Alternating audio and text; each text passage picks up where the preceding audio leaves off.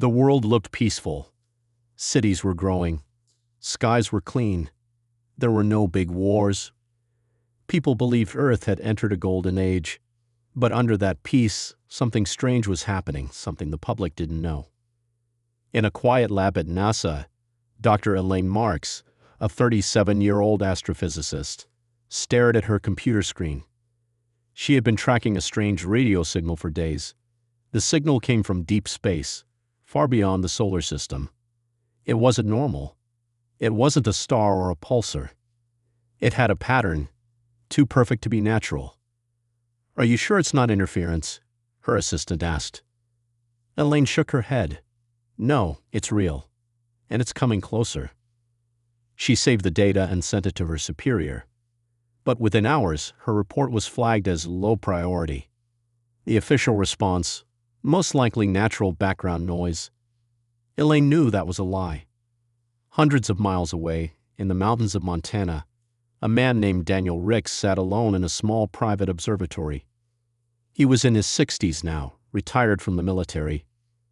Decades ago, he worked in a secret space defense program that no longer officially existed.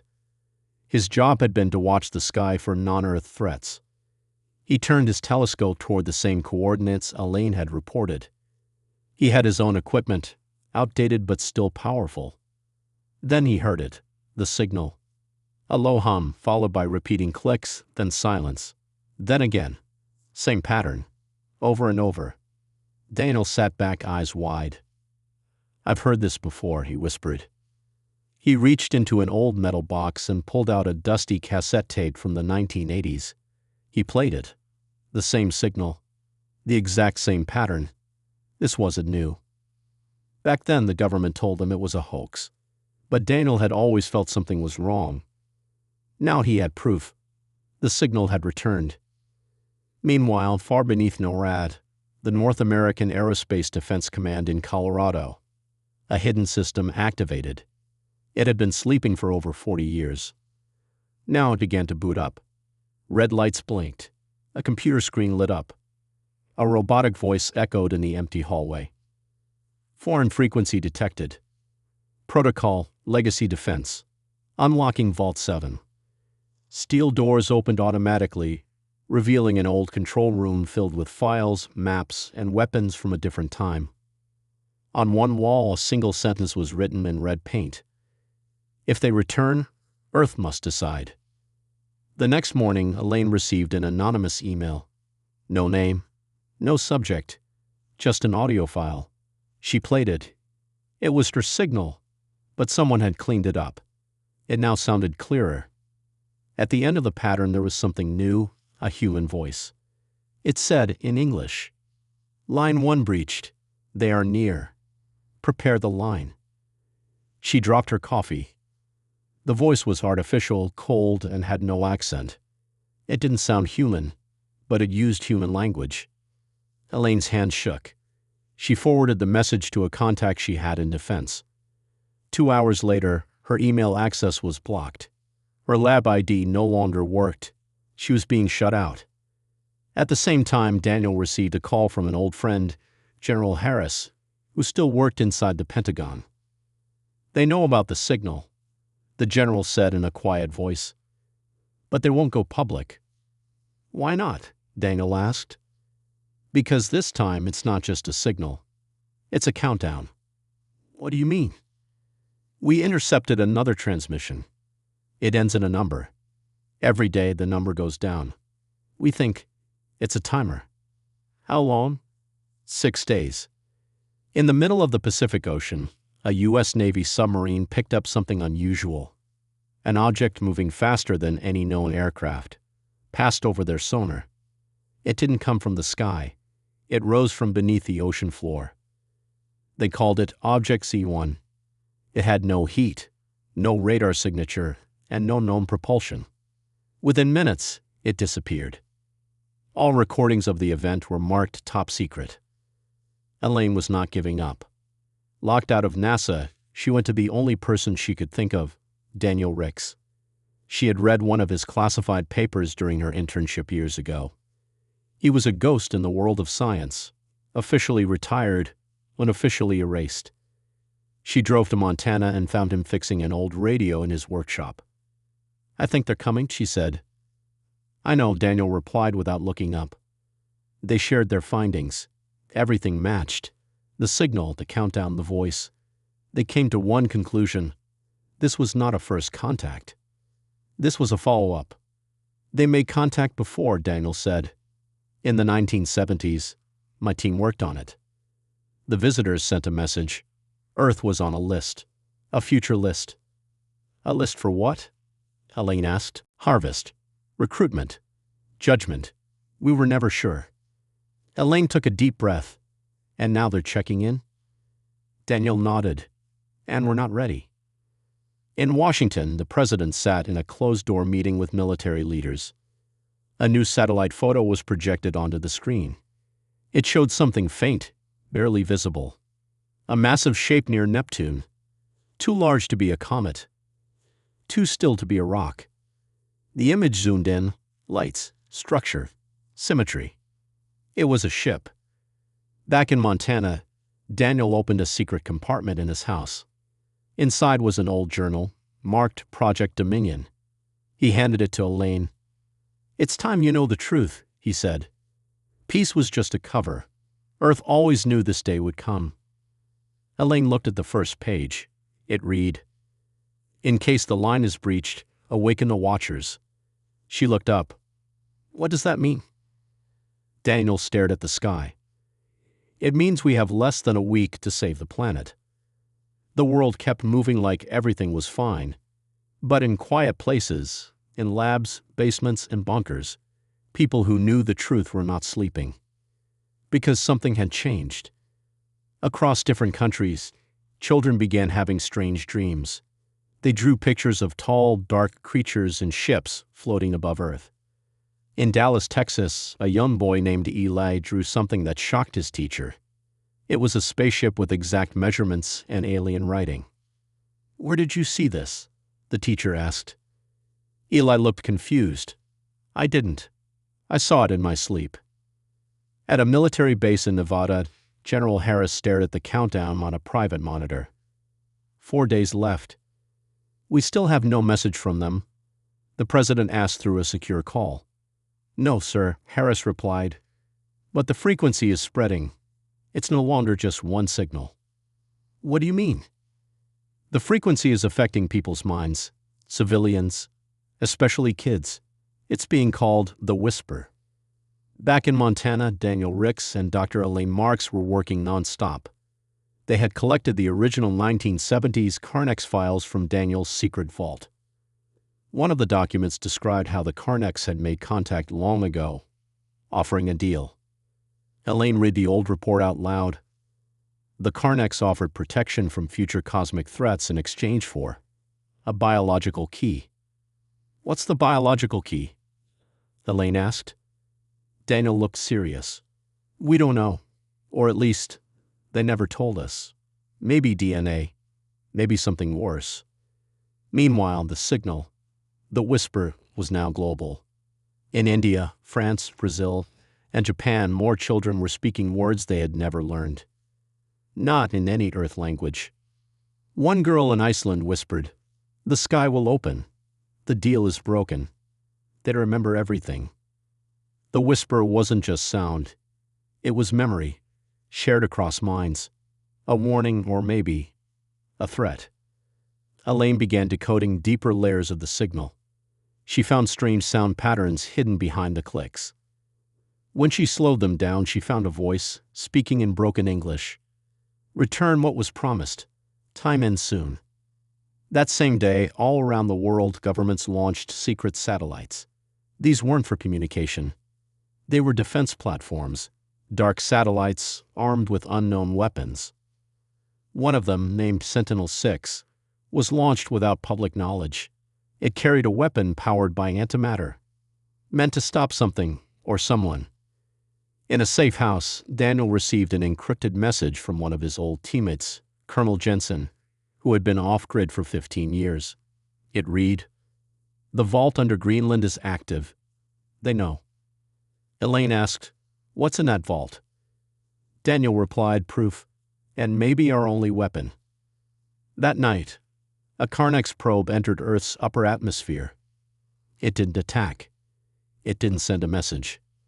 It simply floated above Cairo, shining a red beam into the sky, and then vanished into space. The next morning, local people woke up with symbols burned into their grass and sand, giant circles with lines and numbers. One reporter called it a warning, but Elaine saw something else. "It's a countdown marker," she said.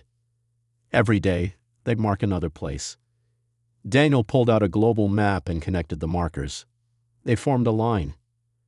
A perfect curved path, straight to Washington, D.C. At the White House, pressure was rising.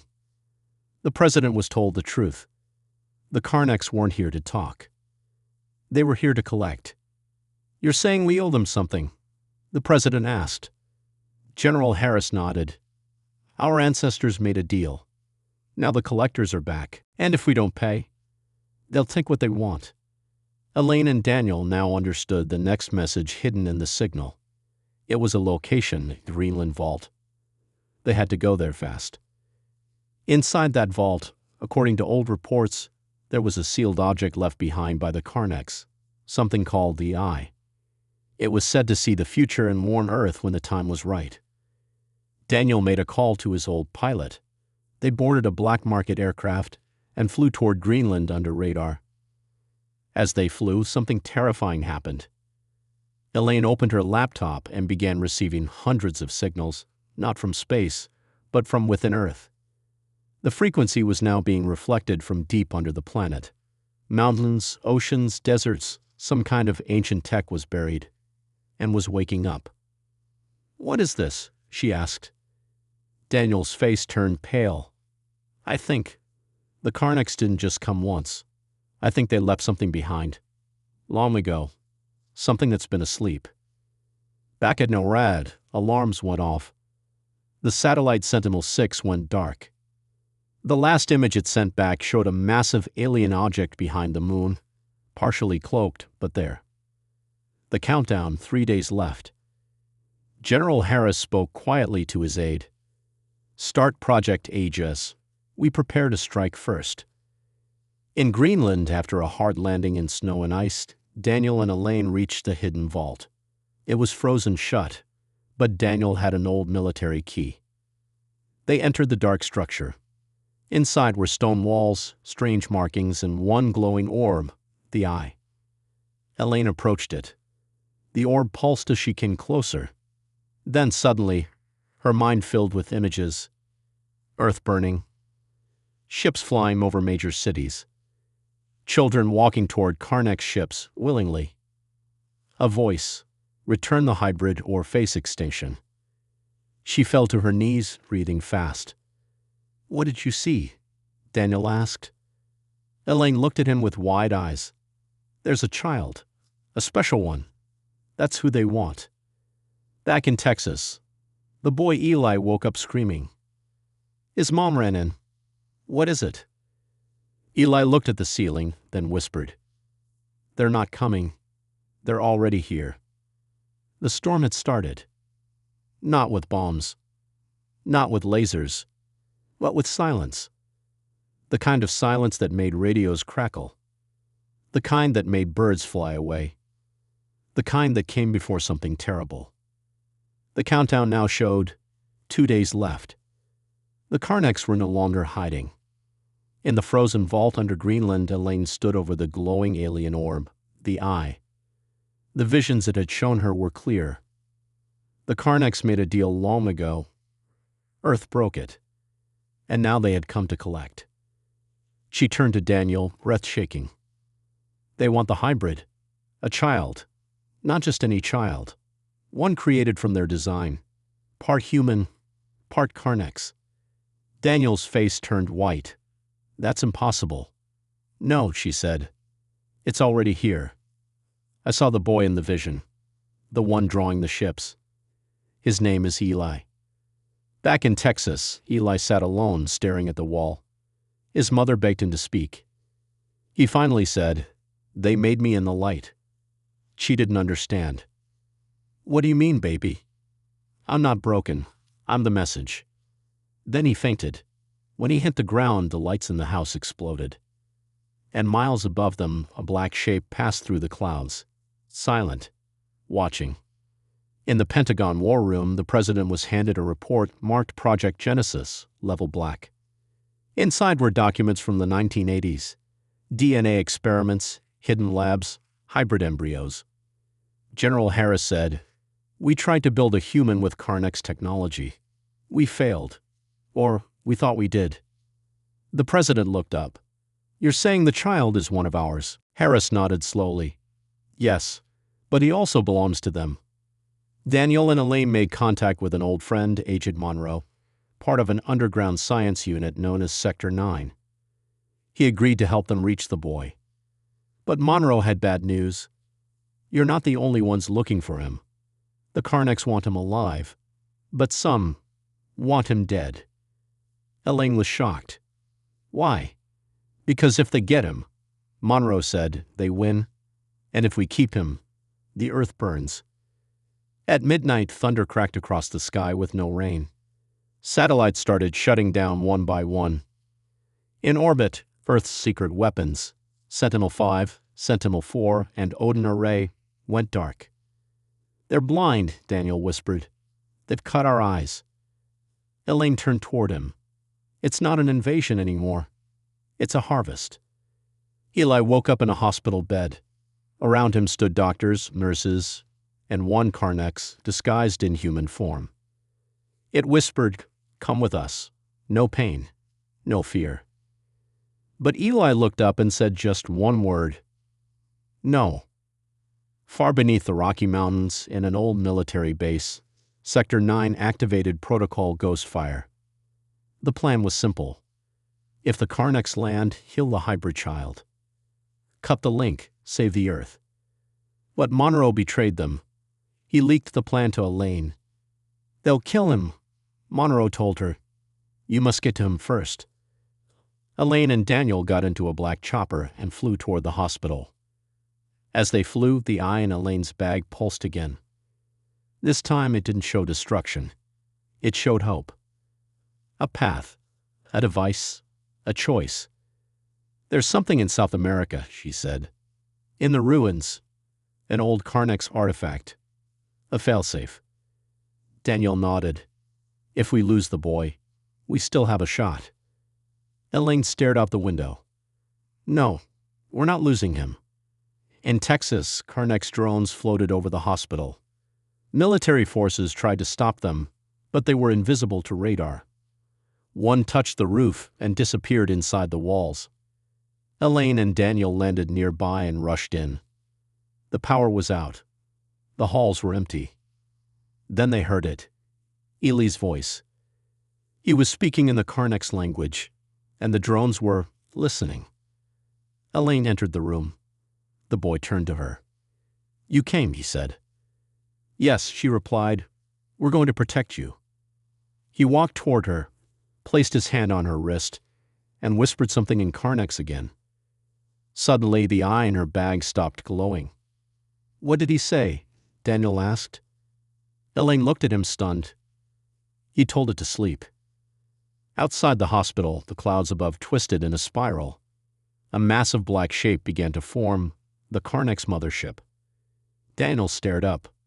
"We're out of time." Just then, military helicopters arrived, along with Sector 9 troops. "Give us the child," one shouted. Elaine held Eli behind her. "No," she said. "You don't understand. He's not a weapon. He's a message."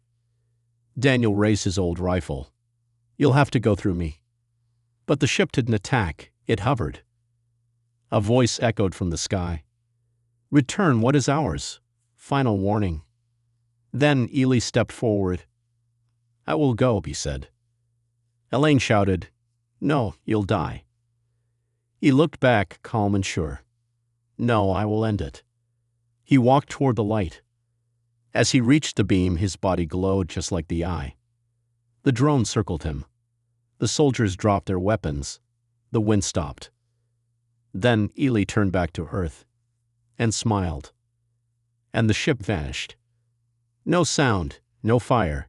Just gone. The whisper stopped.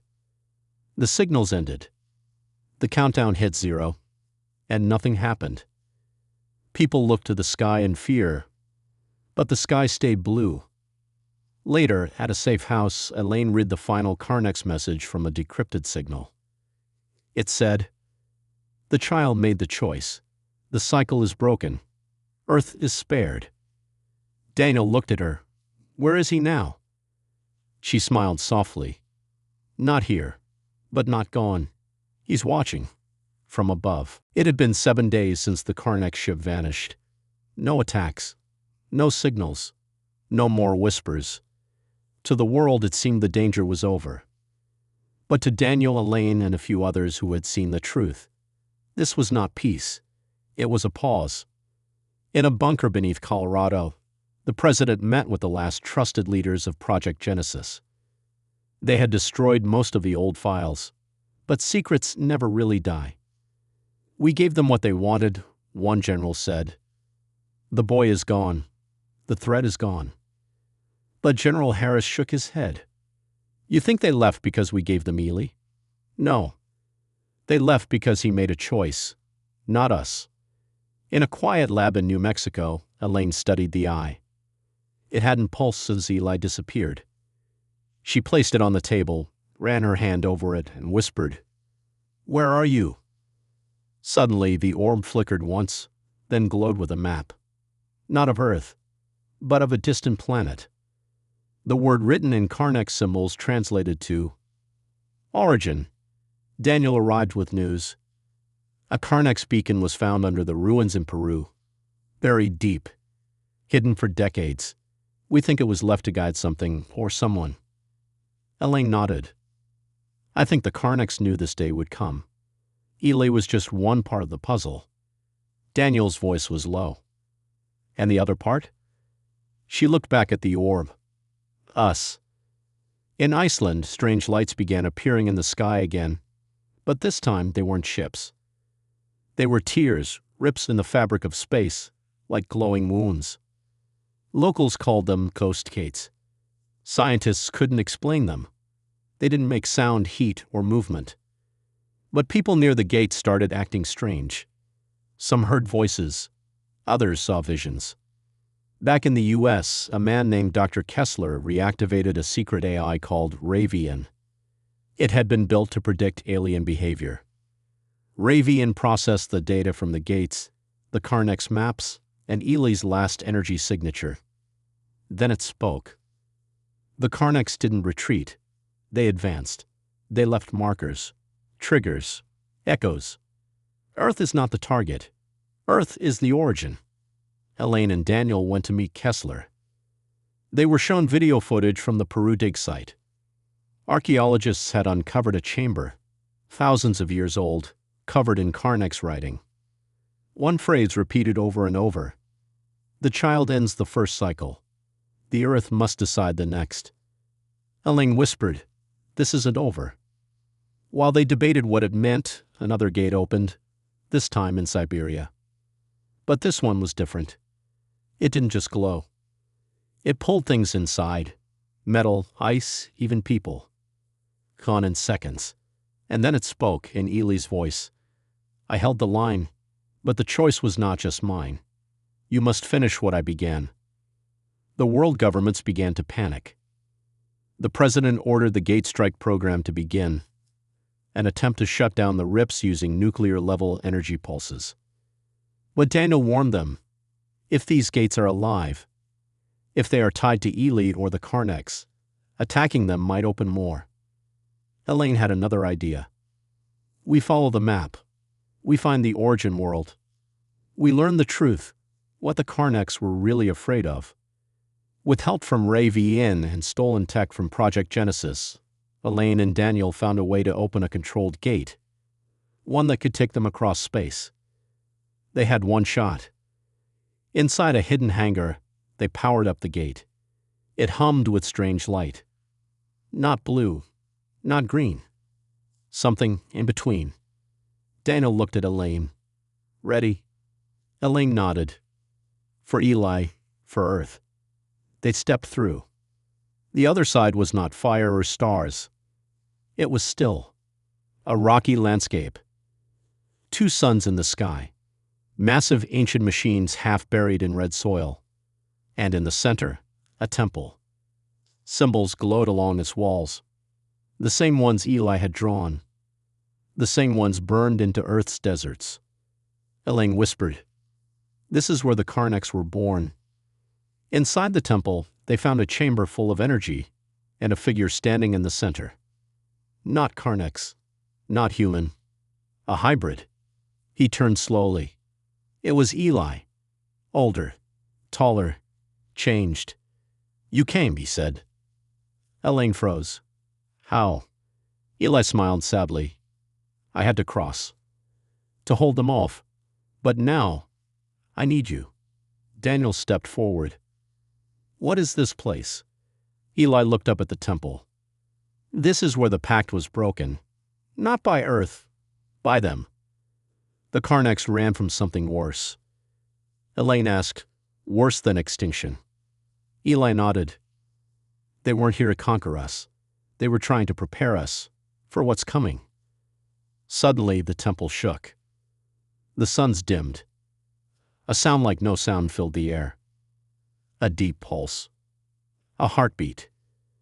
Eli turned toward the dark horizon. "They've awakened. The ones from beyond the veil." Elaine and Daniel looked out. From the sky above the alien world, a black shape began to descend. Not a ship. Not a creature. Something between. Eli said softly, "This time we don't give. We fight." The air grew heavy with silence, not the peaceful kind, but the kind that made every breath feel like a warning. Elaine, Daniel, and Eli stood on the red soil of the alien world, watching the black shape slowly fall from the sky. It was neither ship nor animal. It moved with a slow, terrible grace like a shadow made real. "They're here," Eli said quietly. "The ones beyond the veil." Back on Earth, things were unraveling fast. The ghost gates had multiplied. People around the world whispered about strange disappearances and visions of dark figures. Governments tried to deny it, but fear was spreading like wildfire. The president gathered his advisors. "What do we do if this isn't just an invasion? What if it's a war for survival?" General Harris shook his head. "We don't have the weapons for this. Not yet." On the alien world, the ground trembled as the black shape landed. From it emerged creatures made of shifting shadows and metal, eyes glowing with cold blue light. Eli stepped forward.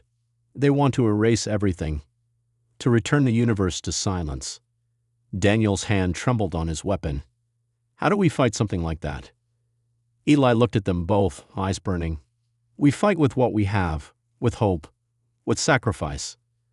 Back on Earth, Elaine received a desperate message from Sector 9. "The gates are collapsing. We don't have much time. If the gates close fully, it will trap us between worlds. If they stay open, the others will come through." Elaine's voice was steady. "Then we have to stop the collapse." On the alien planet, Eli led them through the temple to a glowing chamber filled with strange machines. It was a weapon, an ancient device built to seal the gates and keep the others out. But to use it, Eli said, someone must stay behind to power it. Daniel looked at Eli, his heart pounding. "You?" Eli nodded. "I will stay. You two must go back, save Earth." Elaine shook her head. "We can't leave you." Eli smiled sadly. "It's the only way." The temple began to hum louder, the gates flickering violently. "We don't have much time," Eli said. As the machines powered up, the black creatures advanced. Elaine and Daniel fought them off with every weapon they had. The shadow beasts moved fast, but the humans held their ground. Outside, the temple's energy field flared, bright enough to light up the sky. Inside the chamber, Eli touched the core of the ancient weapon. His body glowed with power. He looked up one last time. "Remember me." Then, with a pulse of light, the gate sealed shut. The shadow creatures screamed and vanished as the barrier took hold. Back on Earth, The ghost gates disappeared. The skies cleared. The silence lifted. The president spoke to the world. We do not know what lies beyond the stars, but we know now our survival depends on courage and unity. Elaine and Daniel returned home, carrying Ely's story. They knew the fight was not over, but Earth had a chance. Elaine held the eye close and whispered, "This is only the beginning." The skies over Earth were calm again. For the first time in weeks, people could breathe without fear. But for Elaine and Daniel, the quiet was heavy. Eli was gone, his sacrifice saved both worlds. But his story was only just beginning. At a secret base, Elaine watched the news. Reports showed normal life slowly returning. People laughed, children played, and leaders promised peace. But she knew the truth. The universe had changed. The others, the ones beyond the veil, were still out there, waiting, watching. Daniel sat beside her, tired but alert. "We have to prepare. We can't let this happen again." Elaine nodded. Ely's gift, the eye, it showed us the future, but it also showed us a warning. Suddenly, the orb in her hand pulsed softly. A new message appeared, symbols she didn't recognize. "It's a call," she said, "from Ely or from something beyond." Meanwhile, in the ruins of Peru, new signs appeared. The Karnak symbols were glowing faintly under the earth. Archaeologists uncovered more than just history. They found technology. Technology far beyond Earth's. Back at Sector 9, Agent Monroe contacted Elaine and Daniel urgently. "We found a new threat rising. Not the others, but a force born from their power." Elaine clenched her fists. "Are you saying the fight is far from over?" Monroe's voice was grim. "Yes, it's just beginning." On the alien world, Ely's spirit lingered in the ancient temple. He watched over the sealed gates, waiting. But the shadow of doubt grew. Had he truly stopped the darkness, or only delayed it? Elaine turned to Daniel, her eyes strong. "We have to awaken Earth's hidden strength." Daniel looked at the eye. Maybe the hybrid was not just a child, but the key. In cities around the world, strange events began. People woke with new abilities, visions, strength, senses beyond normal. A new generation was rising. The president made a secret speech to the nations. "We face an uncertain future, but united, we will face it." Elaine smiled faintly, holding the glowing eye. The next chapter starts now. The world had changed forever. Not just because of what Eli had done, but because of what was coming next. The new powers waking inside people were strange and frightening. Some used their gifts for good. Others, fearful or angry, used them to harm. Elaine and Daniel traveled the globe, searching for those affected by the change. Everywhere they went, they found hope and danger. In a small village in Africa, a young girl stopped a raging wildfire with her mind. In a city in Japan, a man could walk through walls. In Europe, a boy healed wounds no doctor could. But there were others. People twisted by power, causing chaos. Governments struggled to keep order. The world stood on a knife's edge. Back at the secret base, Agent Monroe warned, "The others are not done." Their silence was a test. And now, they watched those with power, waiting for the right moment. Elaine clenched her fists. "We need to train these people, teach them control, or Earth will fall from within." Meanwhile, deep in space, the sealed gates began to pulse faintly again. A sign that the threat was not gone, only sleeping.